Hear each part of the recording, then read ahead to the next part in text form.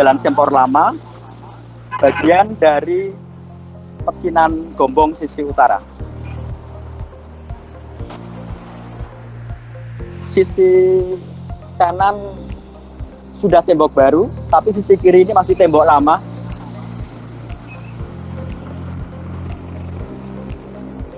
Jadi beberapa itu rusak karena di masa revolusi kemerdekaan tahun 4748 sempat terjadi kerusuhan di Gombong dan banyak pertokoan dan aset-aset yang ikut terbakar.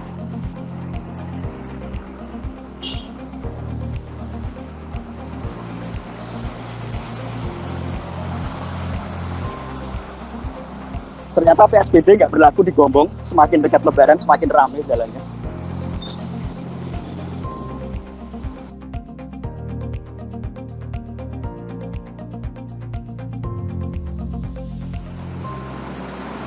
Ya, kita sekarang berada di satu gedung yang namanya unit Perkumpulan Penolong Kematian.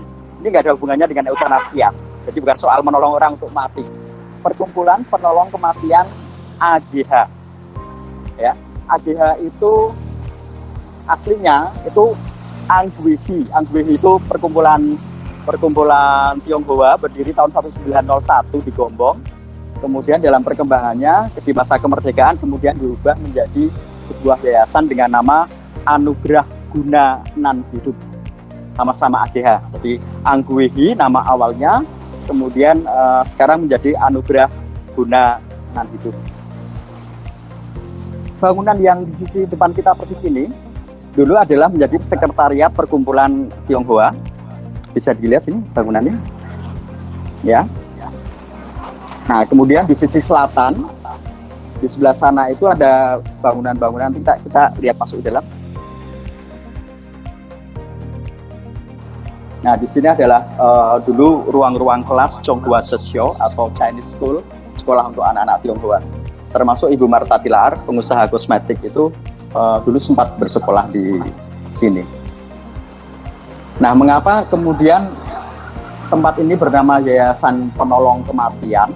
Karena memang dalam budaya Tionghoa itu dan beberapa budaya lain sebenarnya dikenal sangat kompleks soal seremoni atau ritual pemakaman.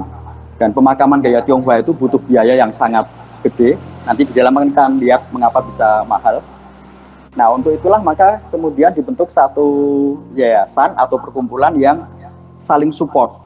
Jadi yang ada semacam iuran, siapa yang keluarganya meninggal kemudian ditanggung bareng-bareng oleh kelompok itu. Dan fungsi itu masih berlaku sampai sekarang. Untuk lebih jelasnya kita akan masuk ke dalam, kita akan bertemu dengan salah satu pengurusnya. Selamat siang apa sore? Selamat siang Om Yuyung. Ini Pak Yuyung, ya manajer rumah duka juga. Ya rumah duka, ya sekretariat AGH ini. Iya, betul. Tadi AGH bener ya, Anugerah Guna Nan Hidup. Betul. Ya, Anugerah Guna Nan Hidup. Oke, Pak Yuyung ini bersama teman-teman lagi pada lihat ini. Kita pengen berkunjung ke sini, ke rumah duka ini. Agak sini Pak. Kira-kira. Biar kaosnya kelihatan. Ini kaosnya ternyata kaos kebetulan. Khas banget, orang-orang Gombong tuh bangga banget dengan Gombongnya. Jadi ini Gombong, ini kita nggak janjian, bener. Di sini tuh apa aja Pak? Tadi ada tulisan kan penolong kematian. Oh iya. Jadi orang kalau mau mati ditolong di sini apa gimana? Nah ini intinya begini Pak Sigit. Jadi kalau rata-rata ya mayoritas kita yang ngurusi kalau misalkan ada keluarga yang seripahan, itu mereka minta tolong ke sini. Keseripahan tuh berarti ada anggota keluarga yang meninggal. Kita yang ngurus dari awal milih peti, memandikan jenazah, yang nanti di ganian, di lubang kubur itu kita yang ngurus semua. Jadi kita mempermudah segala urusan ini. Keluarga ben ya mau keseripahan kan kebanyakan pikirannya tidak karu-karuan. Ya. Jadi kita tujuannya nolong ke situ. Oke. Jadi dari persemayaman ya, karena ini adalah sekretariat, kemudian di tempat yang terpisah ada rumah duka. Jadi disemayamkan di sana, yang ngurusi dari sini. Betul. Sepertinya yang ngurusi sini, rias segala macam, memandikan sini sampai pemakaman. Betul. Sampai selesai lah. Petinya di sini. Dari sini. Iya. Penyimpanannya di mana? Di sebelah sini kok. Kalau mau langsung ke sana. Kita masuk ke ruang penyimpanan peti mati. Buat yang berani, nggak berani tutup mata.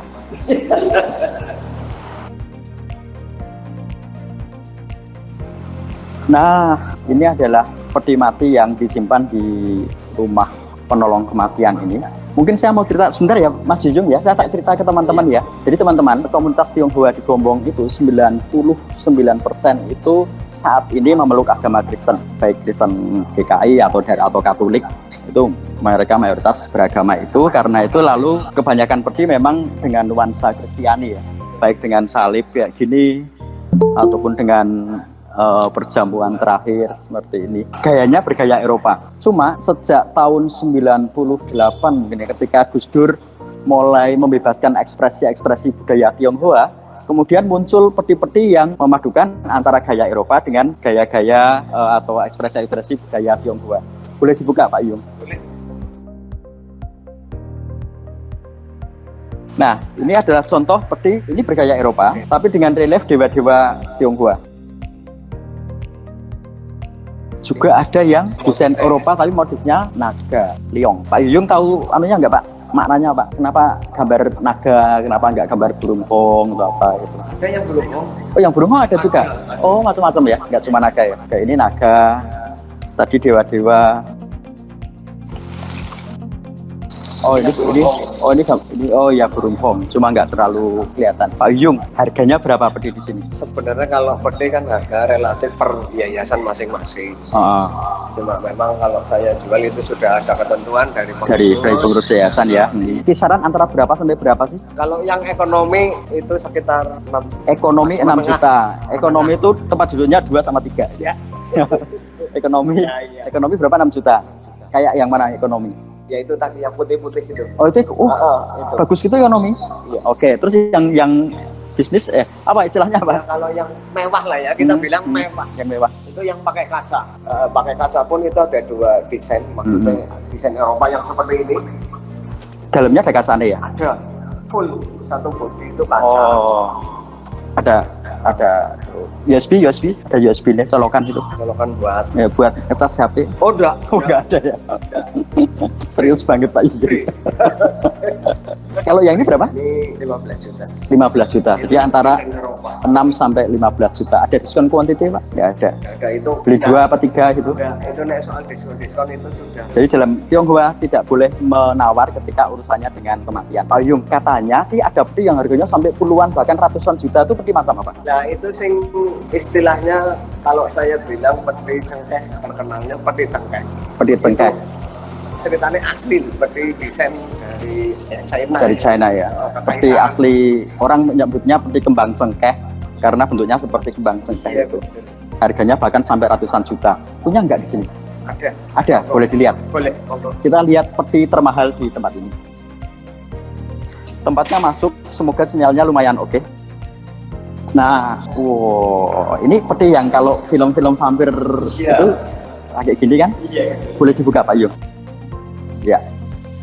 Nah, ini peti disebut dengan peti kembang cengkeh. Sebenarnya dalam beberapa literatur ini lebih menggambarkan lotus, jadi kelopak lotus.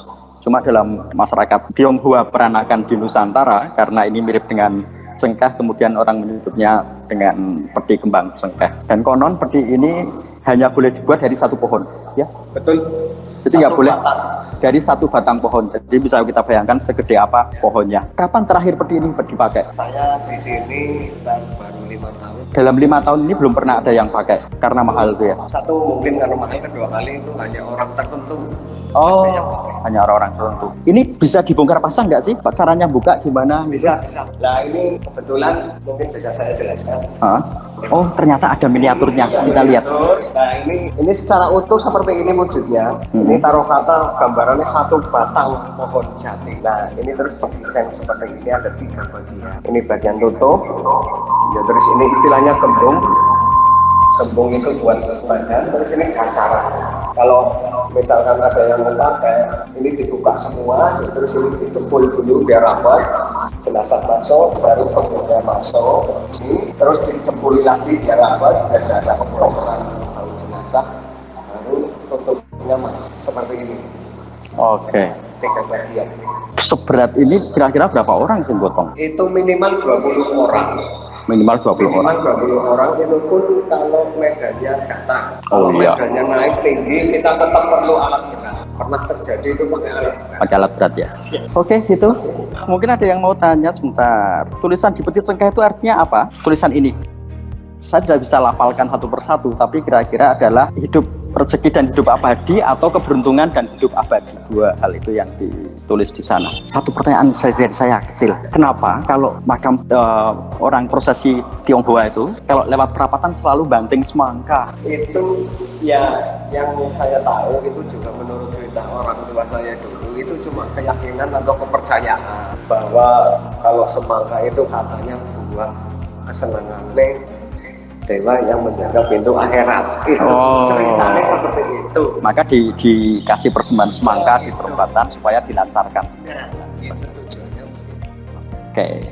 Ada pertanyaan apa setiap peti tulisannya beda-beda? Oh, ternyata ada yang polosan, ada yang nggak pakai ya. Ada yang pakai tulisan, ada yang enggak ya. Juga ada yang finishingnya natural. Kalau itu di set, ini natural. Ukurannya beda-beda. Beda-beda. Pakai apa anunya? Nah, ini kalau secara nasional itu kan kita ukuran sentimeter per meter. Ya. Tapi kalau untuk peti ini ukurannya kita sebut itu ciok. Ciok. Untuk contoh ini seperti ini. Oh, ini ciok 7 gitu. Ini ciok 7, ada ciok 8, ciok 9. Oh, oke. Ya saya sendiri nggak tahu ini ciok. Artinya apa? Tolak ukurnya bagaimana, dari mana, Ciok itu berapa meter? Nggak tahu ya. Semakin tinggi cioknya semakin gede.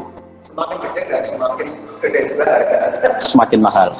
Oke, baik, ini kunjungan rumah atau sekretariat Yayasan Anugerah Gunanan Hidup ya, atau AGH bersama Koh Hyung. Koh Hyung ini punya channel YouTube ya, Gus.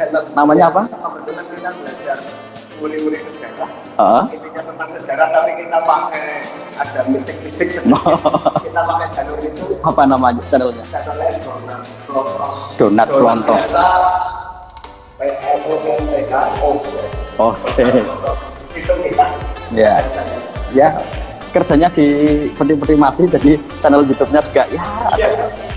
Oke, terima kasih ya Pak Hyung ya. Kita akan melanjutkan perjalanan kita setelah ini. Sambil jalan keluar saya akan coba, Mas, ini ada pertanyaan sebentar sebelum keluar ya. Harganya berapa itu? Ini juga relatif di masing-masing kota itu menentukan sendiri-sendiri. Kalau di sini kita menentukan per cioknya itu 8 juta. Per cioknya 8 juta. Tinggal dikalikan ukuran mau yang berapa ciok. Misalkan saya ngambil yang 10 ciok berarti 80 juta, tapi kalau yang 12 ciok 120 juta. Tapi biasanya itu maksimal itu ukuran terbesar 9. 9. Ya. Oke. Ini pun motifnya polos, jadi harganya termasuk ekonomi juga. Oh. Pernah terjadi itu yang ukiran kumplit, ukiran naga dan burung hong itu sampai 130 juta.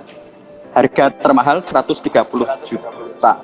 Terima kasih sekali Pak Hyung. Kayaknya pertanyaannya untuk yang ini sudah. Kita lanjutkan ke tujuan kita berikutnya. Pak Hyung, makasih banyak ya Pak.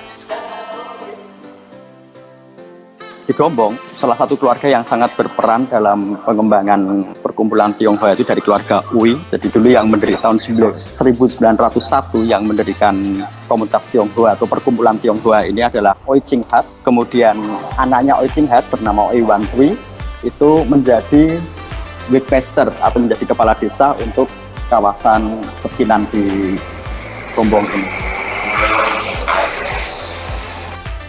Mari, terima kasih semua. Oh, ini kita lihat topinya, ternyata mereka punya seragam. Ini seragam untuk yang menggali kubur gitu. Oh, untuk petugas. Jadi petugas kalau pas ada pemakaman tuh mereka punya seragam khusus, pakai baju hitam, celana hitam dan topi hitam. Karena itu mereka oleh warga Gombong misalnya disebut dengan pasukan semut ireng atau pasukan semut hitam. Karena semuanya pakai warna hitam. Yuk. Kita sekarang akan menuju ke satu rumah. Rumah itu milik seorang pedagang hasil bumi, juga penjual kain untuk batik dan peralatan batik. Kita kembali ke jalan pecinannya Gombong. Mario, ini adalah satu rumah yang akan kita kunjungi. Salah satu ciri khas dari rumah Tionghoa adalah dengan atap model pelana seperti ini. Sudah tidak terlalu banyak di Gombong, mungkin nggak sampai 15 yang masih mempertahankan atap seperti ini. Itu salah satu ciri dari arsitektur Tionghoa. Kita akan lihat ke dalam seperti apa ciri-ciri yang lain. Nah, kita sekarang sudah berada di halaman dari keluarga Lim Yoka. Rumah ini masih relatif asli, masih sama seperti aslinya. Dibangun awal 1900-an. Salah satu ciri rumah Tionghoa adalah konsol-konsol kayu yang diekspos dan menjadi bagian dari unsur dekoratif rumah. Kemudian ada lambang fatwa yin yang sebagai tolak bala dan pengundang keberuntungan untuk masuk ke dalam rumah. Kita akan melihat sekilas mengintip seperti apa sih rumah bergaya Tionghoa yang memang masih tradisional. Nah, kebetulan kita bertemu sama pemiliknya, ada Si Yeyen. Selamat sore. Ini Si Yeyen. Ini semua teman-teman lagi di situ tuh. Ya. Ya. Ini Si Yeyen ini salah satu keturunan itu atau apa dari Pak Lim Yoka. Oh, anak dari Pak Lim Yoka. Jadi sebenarnya yang mendirikan rumah ini bukan Pak Lim Yoka ya. Siapa ya? Saya nggak tahu waktu beli rumah ini, saya belum lahir. Oke. Jadi waktu itu rumah ini sudah jadi, dipakai seseorang, terus dibeli oleh Pak Lim Yoka. Mulai menempati tahun berapa kira-kira Pak? Ya, sudah lama banget saya sih nggak Sebelum Indonesia merdeka ya. kayaknya. Ya. Baik. Kami boleh ikut nonton dalam kayak apa ya? Kita beruntung karena nggak setiap saat ini ada di rumah, kebetulan ada di rumah, jadi kita bisa nyelonong mas. Ya, kita kesini dulu. Jadi konstruksinya masih sama, masih kayu-kayu yang lama dengan kata-kata patri juga. Ya, kacanya masih harus ini.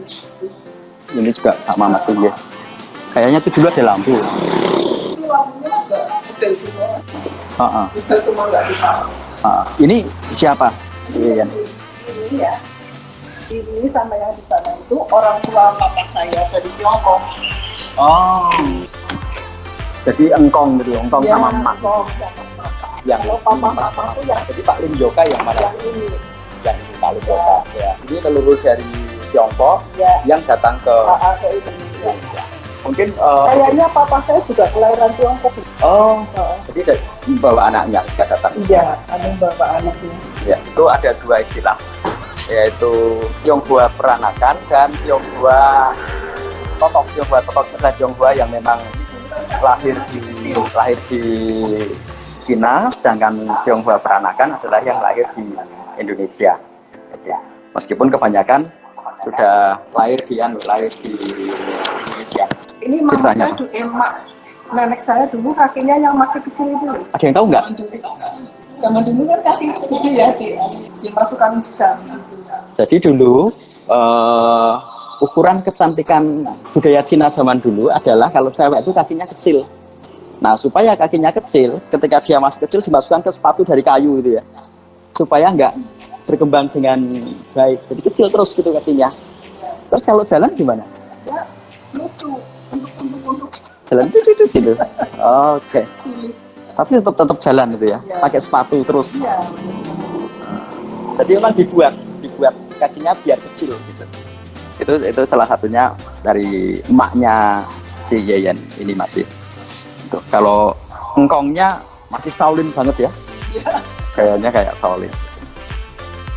Nah, salah satu ciri dari rumah Tionghoa adalah ruang tengah yang terbuka. Jadi ada istilahnya atap langit. Ya, berlubang ada atap langit. Selanjutnya ada sumur di tengah, itu menjadi salah satu ciri. Ada AC ya, jadi sirkulasi udara. Oh iya, belum ada AC biar sejuk gitu ya. Kita boleh lihat. Nah, ini dia. Langit-langitnya boleh di-shoot, kelihatannya bermotif. Langit-langitnya langit-langitnya sudah pakai termit modern. Dulu kan pakai belakang. Dulu pakai gelabak atau bambu.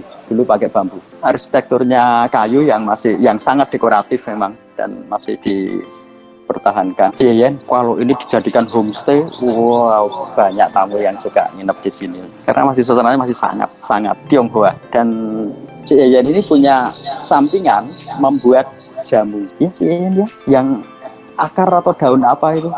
Oh ya, daun deng. Daun deng. Ada yang pernah dengar daun deng? Apa ya, di sama Arab untuk pengobatan yang kecekit apa gitu. Ada. Ada. Bisa lihat. Kita lihat sebentar. Daun deng. Daun itu setahun cuma tumbuh sekali apa ya? Kurang jelas. ya itu sangat sulit mencari daun deng, harus ke gunung-gunung dan dia tumbuh begitu saja di tanah. Nah ini adalah Ini daun deng yang ada potongnya ini kemudian diarak untuk kecepet, untuk apa gini urat. jadi bukan diminum ya. Bukan. Kalau mau diminum ya boleh mendem.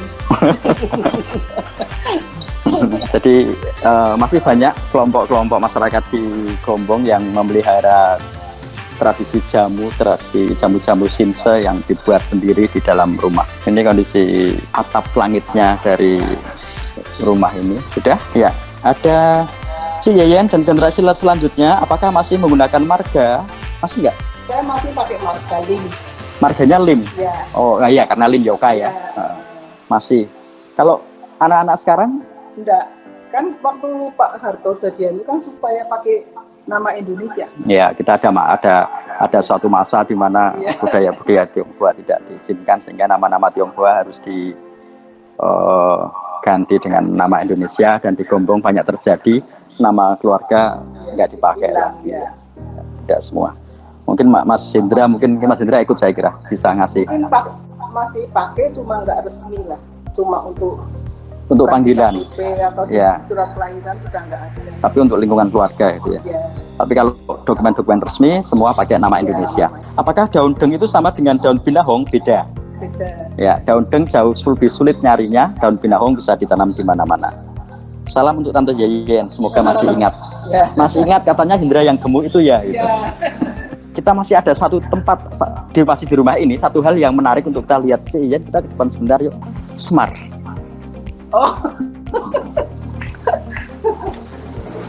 Jadi Gombong itu tempat bertemunya tidak hanya soal kebudayaan secara fisik, tidak hanya soal kesenian, tapi banyak hal termasuk religiusitas. Bahkan untuk sesaji Imlek di sini ada sambal goreng ati gitu ya. Ada sambal goreng ati, ada krecek. Itu masakan yang sangat Jawa ternyata masuk ke dalam sesaji Imlek di sini ya. Tapi terutama ya masih masakan tradisi sama rebung gitu. Oh, rebung, masih sosis, Masakannya. arak gitu ada ya. Cuma terlalu kelebon sambil goreng ati gitu ya. Oke. Ini saya mau tanya ini. Ini apa tuh ini? Ini paguyuban Cahya Buana yang di Serandil. Paguyuban Kejawen. Paguyuban Kejawen Ya, Cahya Buana. Ya, Banyak orang Gombong Tionghoa yang enggak begitu. Tapi dari luar kota ya, dari Tegal, dari Pekalongan, Jakarta, Semarang, Surabaya, banyak sekali yang itu. oke. Ya. Banyak Tionghoa ke sana. Jadi orang Tionghoa di sini tidak semua, sebagian orang Tionghoa di sini masuk dalam Paguyuban Kejawen Paguyuban Cahya Buana. Paguyuban Cahya Buana. Pusatnya di Serandil, daerah Adipala, Cilacap sana. Ada pertemuan setiap tahun. Ada setiap Kamis Wage. Setiap Kamis pagi mereka bertemu di sana. Tapi lagi lockdown. Oh, ada logonya juga. Iya. Oke. Jadi kumpul-kumpul. Terus kalau pas Sura, pas ada pas merayakan Sura, Hah? nah itu kan hari rayanya ini ya ada. Ya. Baik, Ian. Ya. Terima kasih sekali untuk boleh berkunjung, boleh lihat daun deng. Teman-teman nanti kalau ada yang pengen merasakan khasiatnya daun deng, bisa nanti lewat IG-nya Trip Terus atau IG-nya Milangkori, nanti kita hubungkan dengan Ian gitu ya. Terima kasih Ian. Kamsia. Ada satu gejala menarik di Gombong. Jadi sebenarnya di semua tempat di Indonesia orang-orang Tionghoa itu masuk kelas 2 sebagai warga kelas 2, bagian dari timur asing. Itu di zaman kolonial. Di kelas 1 itu adalah Eropa, kulit putih. Kemudian yang kelas 2 itu adalah timur asing, itu ada Arab, ada Tionghoa, ada Jepang. Kemudian yang kelas 3 inland. Nah, ternyata banyak keluarga-keluarga Tionghoa di Gombong yang mereka berafiliasi kebudayaan ke Eropa. Orang-orang sini terkenal setidaknya ada 3 keluarga yang pada masa kolonial disebut sebagai Hollandsbaken family, keluarga-keluarga yang sehari-harinya berbahasa Belanda, termasuk keluarga Oiwang Tiong tadi yang kita sebut ketika di rumah kita tadi. Mereka tidak hanya berbahasa Belanda, tapi juga perkawinan bergaya sangat barat, bahkan kemudian arsitektur rumahnya pun mengambil aliran-aliran atau style dari Eropa atau dari Barat. Meskipun dalam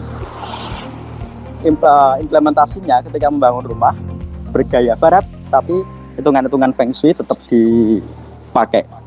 Jadi kalau kita lihat di banyak tempat, rumah orang-orang Tionghoa bergaya Barat, tapi pintunya tidak setinggi pintu Eropa. Itu bukan karena menyesuaikan dengan postur tubuh, tapi karena ada rasio Feng Shui yang harus dipenuhi, termasuk misalkan jumlah anak tangga yang tidak boleh 4, karena dalam huruf Tionghoa 4 dengan mati itu sama, makanya tidak boleh pakai angka 4, harus 5 atau ganjil. Nah, kita akan masuk ke satu rumah yang bergaya sangat Eropa. Ini gambarnya bisa sangat. Nah, rumah ini bergaya sangat Eropa dan terawat dengan sangat baik. Bisa dibilang ini salah satu ikon heritage dari Gombong yang saat ini berfungsi sebagai, kita lihat, rumah Martha Tilaar, museum dan rumah budaya. Jadi fungsi rumah ini sekarang itu. Sebenarnya rumah ini dimiliki oleh seorang pedagang bernama Lim Siolam, tapi saat ini berfungsi sebagai itu. Kemudian kalau malam juga punya fungsi lain, menjadi rumah kopi, tempat orang-orang Gombong kopi. Kita akan masuk ke dalam, tidak hanya melihat arsitekturnya, tapi juga akan menggali kisah di dalamnya, termasuk mengapa tiba-tiba dari Lim Siolam berubah nama menjadi Martha Tilaar. Kita akan coba menemui pengurusnya. Selamat sore. Nah, ini dengan Mbak Alona, dia adalah kepala pengelola untuk rumah Martha Tilaar ini. Ini teman-teman sudah pada ngumpul di situ, mereka pengen tanya. Jadi selamat sore. Ini saatnya buat saya untuk ambil nafas, karena nanti gantian Mbak Alona yang akan menjelaskan kepada teman-teman. Halo, suara saya terdengar di sana?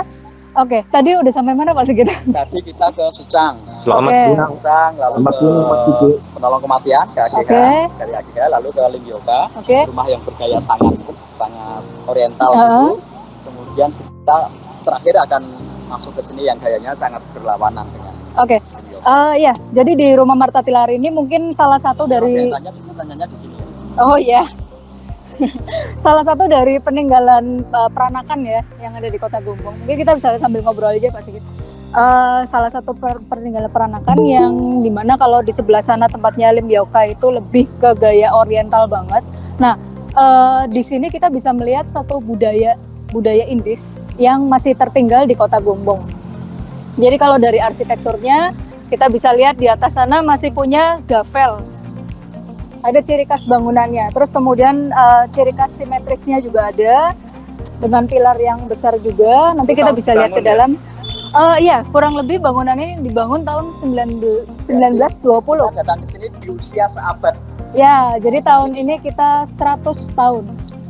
Rumah Martha Tilaar seperti itu. Di sini juga kita masih ada kaca patri. Jadi yang menjadi ciri khas dari bangunan gaya Indis juga. Kita sambil masuk ke dalam. Nah, kalau bisa dikatakan peranakan di Indonesia itu kita bagi ke dalam 2 kategori. Satu itu yang sangat oriental. Contoh bangunan arsitekturnya kita bisa lihat di bangunan yang tadi mungkin teman-teman sudah ke sebelah sana ya. Bangunan kedua itu adalah satu keluarga yang menunjukkan, kalau di sini sebutnya Holland Spreken, atau secara harafiahnya Holland itu Dutch, ya Belanda, Spreken itu berbicara bahasa Belanda. Jadi yang masih ada hubungan dengan kebudayaan Belanda. Jadi kita bisa lihat dari arsitekturnya yang Indis ini yang sebenarnya merupakan perpaduan antara Eropa, Chinese dengan Jawa. Nah, itu bisa sambil dilihat kaca patri. Terus kemudian lantai di bawah sini ini juga masih original. Ini asli buatan dari Belanda atau dari Indonesia? Info itu kalau buatan dari Italia, Pak. Buatan Italia. G. Berarti asli dari dulu ya? Asli. Nah, termasuk di atas. Jadi selama renovasi itu kita memakan waktu kurang lebih selama setahun. Karena untuk memperhatikan detail juga, ada beberapa kaca yang pecah, tapi bukan di bagian depan untungnya. Itu harus digantikan dengan produksi tahun yang sama. Jadi waktu itu membutuhkan waktu cukup lama. Nah, seperti gaya Indis kebanyakan, jadi ada 3 pintu di sini ya. Tadi terlihat ada 3 pintu, seperti gaya joglo.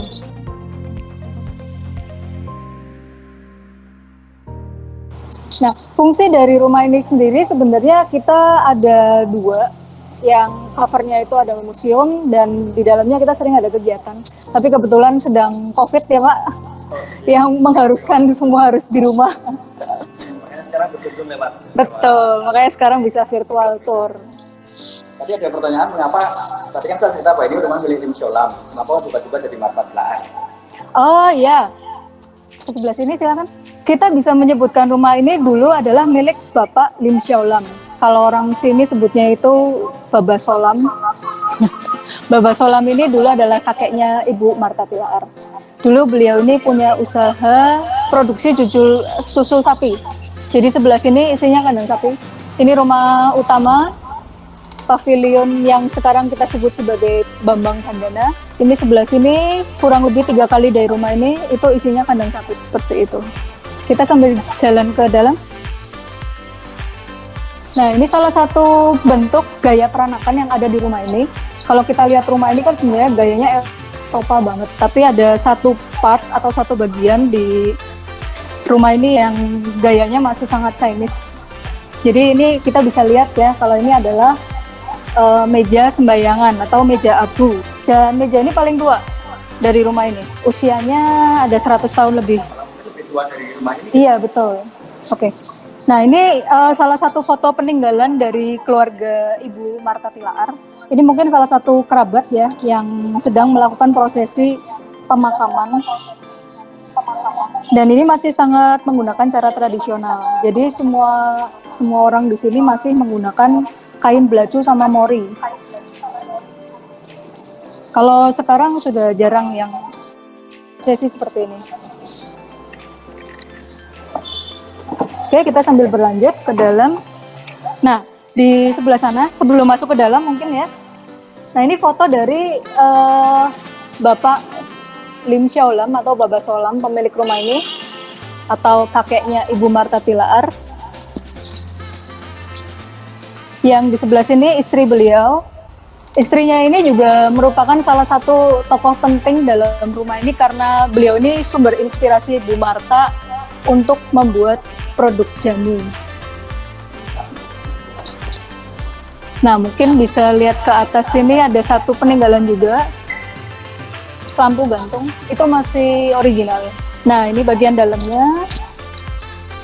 Jadi terdapat koridor panjang di tengah yang membagi kedua kamar di samping kanan kiri ini. Ini kamar dari pamannya Bu Marta. Di sebelah sini kita bisa melihat ada connecting door yang menghubungkan ke ruang baca beliau.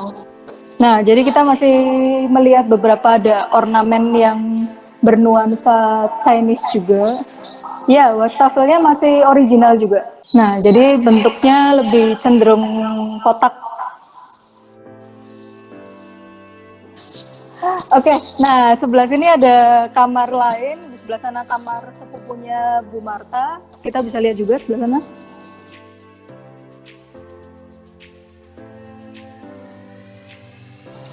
Kita berlanjut ke kamar selanjutnya. Kalau kita berangkat tegelnya beda ya. Betul, tegelnya memang berbeda-beda di setiap ruangan. Ini tegur, yang itu apa namanya motif. Tegel press ya ada.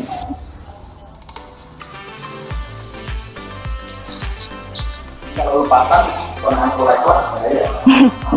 Nah, ini kamar selanjutnya. Di sini ada satu ranjang yang paling tua.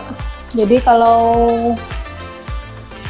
kita lihat ini masih pakai rangkaian, kayu rangkaian. Ranjang pengantin. Di atas itu masih ada tempat obat juga. Nah, di bawah sini ada ya. Oh iya, sekarang buat charger. Di sebelah bawah sini ada toilet duduk yang sebenarnya bentuknya portable atau apa seperti teapot itu ya.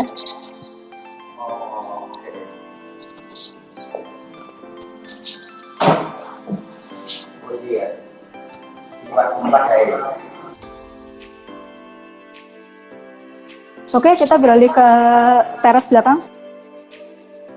Oh, ini ada yang tanya jamu produksi pertama Ibu itu jamu apa? Kalau jamunya sendiri ketika awal-awal itu masih yang diminum. Jadi ya seperti untuk jerawat, terus untuk susut perut. Sampai sekarang masih ada produknya juga di Sari Ayu. Nah, ini teras belakangnya. Kalau dulu di sini digunakan untuk ruang makan. Nah, ini ada beberapa peninggalan juga di dalam. Ada mangkok lirik.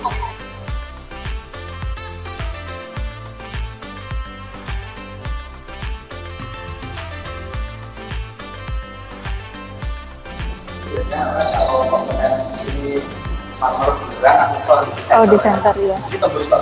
Ya, kalau ini marmernya tembus semua, Pak. Temen-temen yang nggak tahu kalau ada yang jual meja marmer untuk tahu itu ada apa enggak Dicor pakai disenterin. di senterin dari bawah, kalau tembus berarti itu marmer yang asli. Kualitas yang di sebelah sana lebih baik yang hijau. Apanya? Marmer Kualitas marmernya, iya. Itu bisa dilihat dari seratnya, dari dari warnanya. dari warna, betul. Kematangan warnanya. Para penggemar akik yang boleh ini kalau buat akik mau jadi berapa ribu mungkin. Oh, jadi kelereng.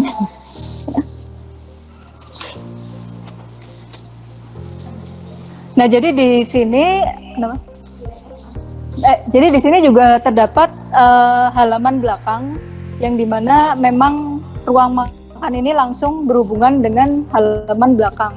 Jadi bayangin ya, kita duduk di sini sambil makan, sepoi-sepoi dari sawah. Belakang persis dulu itu sawah yang sekarang jadi pasar Gombong. Nah, kita beralih ke ruang selanjutnya. Ini pavilion Bambang Handana. Dan di sini kita baru menemukan ada kamar dari Bapak Lim Siolam atau Bapak Solam.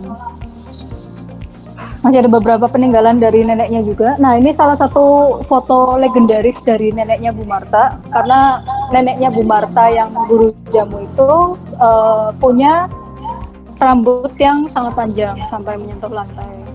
Nah, itu bentuk bukti dari racikan beliau yang memang sangat mujarab.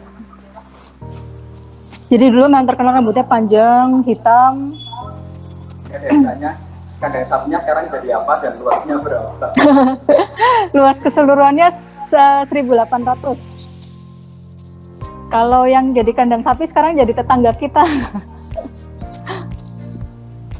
Ini untuk perpustakaan, kalau dulu untuk ruang keluarga. Jadi selama masa COVID kita juga memanfaatkan waktu ini untuk beberes di dalam. Jadi ada beberapa dekorasi yang di dalam agak pindah. Satu ruang ini nantinya juga akan digunakan untuk pameran temporari. Pak Sigit, monggo, punya bahan apa? Silakan, boleh di situ. Oke, nah, oh, ya ini ada setrika jago, ada beberapa artefak-artefak.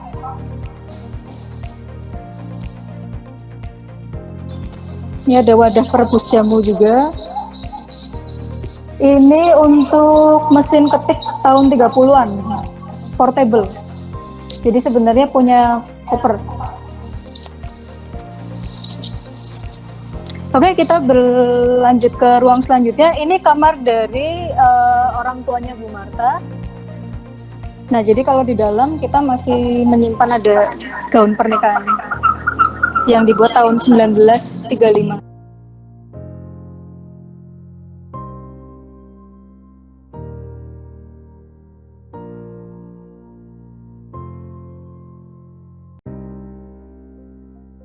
Nah, sampai ke kamar Ibu Marta. Jadi kalau dulu untuk Ibu Marta sendiri tidak tidur di pavilion utama. Jadi tidurnya di pavilion sebelah sini ya, utara ya. Selatan. Pavilion selatan. Nah, ini ada foto pernikahan bapak ibunya, foto Bu Marta sendiri ketika kecilnya.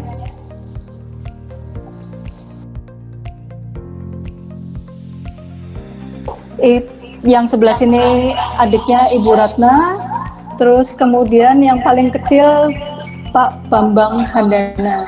Jadi sekarang sudah tahu ya nama pavilion Bambang Handana dari mana.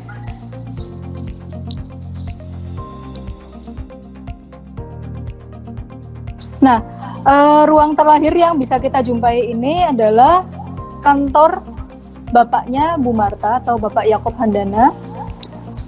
Kebetulan di sana ada satu foto yang cukup unik karena di sini menunjukkan Bapak Yakob Handana dulu sudah punya kelompok pemain sandiwara. Bapak Yakob Handana ini yang tengah, bapaknya Bu Marta. Foto ini diambil ketika Lebaran 1 Syawal.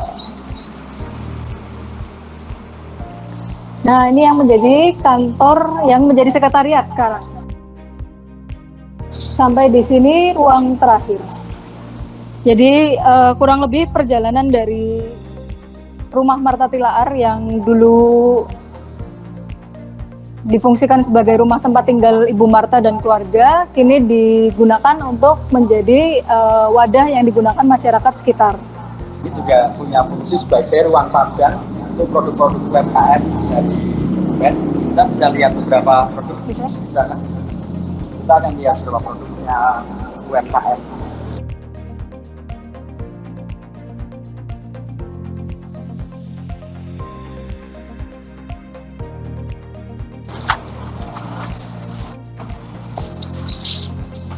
Nah, ini shopnya. Di satu lemari ini memang dikhususkan untuk produk-produk UMKM yang dalam masa COVID ini memang kita bantu penjualan lewat online. Jadi ada seperti gula semut, terus ada sate, ini sate kemasan pertama di Indonesia. Sate ambal itu nama daerah di Kabupaten Kebumen. Ini ada lanting dengan proses oven. Jadi kalau yang udah giginya rapuh, ini sangat menjadi alternatif yang baik. Lebih renyah. Dan ini pakainya sambal pecel, sambal teri gitu. Jadi nggak pakai bumbu tabur. Nah, ini salah satu anyaman yang menjadi ciri khas juga di Kabupaten Kebumen. Itu anyaman pandan.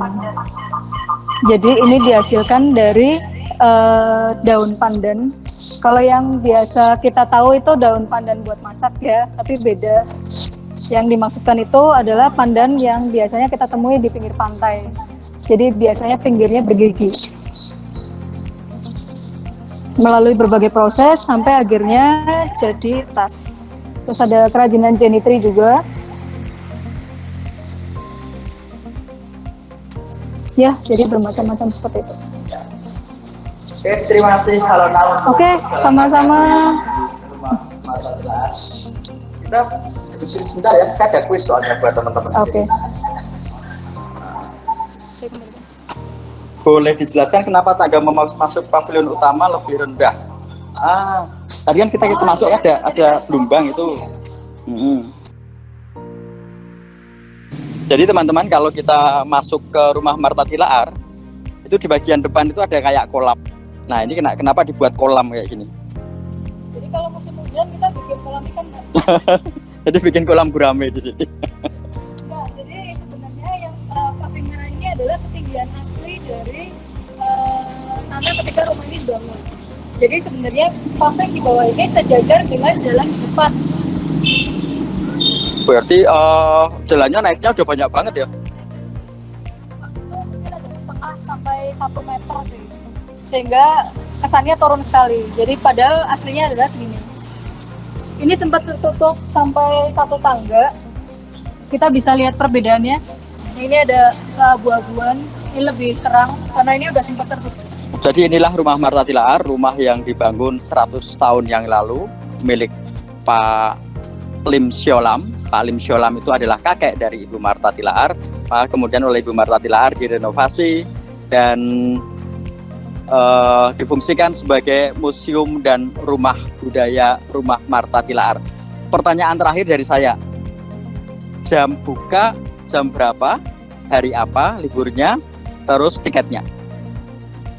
Kalau kita untuk operasional itu libur hari Senin. Karena ya kita ngikutin standar museum internasional, hari Senin tutup. Buka itu hari Selasa sampai hari Minggu jam 9 sampai jam 4 sore. Seperti itu. Tiketnya? Untuk tiket umum 15, pelajar 5.000. Ada perlu reservasi atau bisa langsung? Untuk rombongan lebih baik reservasi karena kita punya beberapa paket yang bisa kita tawarkan yang biasanya ketika datang ke Gombong terus pengen mencicipi makanan tradisionalnya atau seperti apa. Bisa ya? Ya, sesuai request. Sesuai request. Baik, tidak ada pertanyaan lagi, jadi terima kasih Halona untuk Oke, sama-sama Pak Sigit. jalan-jalannya ini. Sekarang saatnya kuis. Jadi tadi kuis itu hadiahnya adalah satu buku. Ya, ini covernya di uwel-uwel. Nah, ya, kamu kasih lihat ini karena Salma ini jadi co-writer juga. Ya, buku dengan judul Ngomong Gombong ini jadi hadiahnya untuk satu orang saja yang bisa menjawab kuis. Cara menjawab adalah cepet-cepetan nulis di chat. Ya, di chat tulis cepet tapi bener. Pertanyaannya adalah dalam bahasa Indonesia, apakah kepanjangan AGH?